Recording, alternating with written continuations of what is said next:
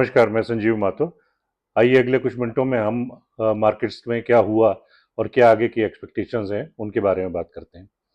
US में जो Friday को एक्सट्रीम सेलिंग हुई और नास्डैक 1121 पॉइंट प्लस S&P 500 और डाउ जोन्स काफ़ी बुरी तरह गिरे। तो उससे हम एक्सपेक्ट कर रहे थे, जो हमने कल बात करी थी, कि आज आईटी सेक्टर हमारा वीक रहेगा और काफ़ी सेलिंग आएगी।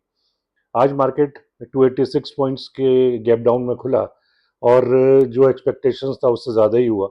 आईटी सेक्टर तो नीचे रहा ही, बाकी सारे सेक्टर्स नीचे ही रहे।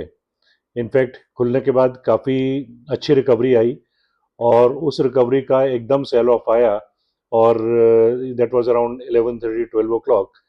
और सारा जो गेन्स रिकवर किए थे, रिकूप किया था लॉस पॉइंट्स का, वो सारा निकल गया। इसकी कई वजह रही हैं। एक तो सबसे पहली वजह तो हमारी वही थी जो यूएस का रिपलिंग इफेक्ट था। उसके बाद आज सुबह यही चीज नजर आई हमारे एशियन मार्केट्स में। जापान, चाइना, ताइवान, हांगकांग, सारे मार्केट्स रेड में थे।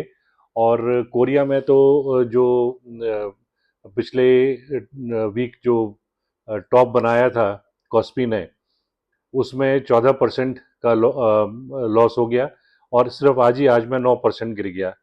उसकी मेन वजह रही वहाँ पे जो तीन बड़ी कंपनियां हैं, Taiwan semiconductor manufacturing company, Samsung और नेक्स।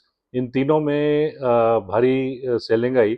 उस सेलिंग की वजह ये थी कि एज पर South Korean rules, legally any active fund cannot keep more funds in any company जब इसका मार्केट कैपिटलाइजेशन बढ़ गया हो।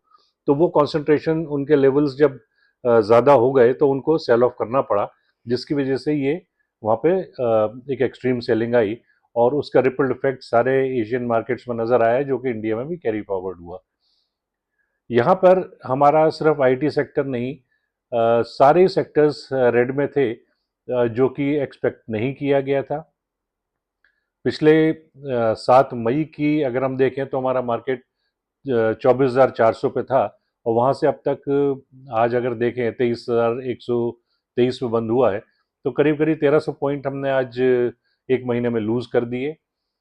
5 तारीख को भी, 25 मई को भी अगर हम देखें तो वहाँ से भी अब तक हमने 900 हज़ार पॉइंट लूज कर दिए हैं।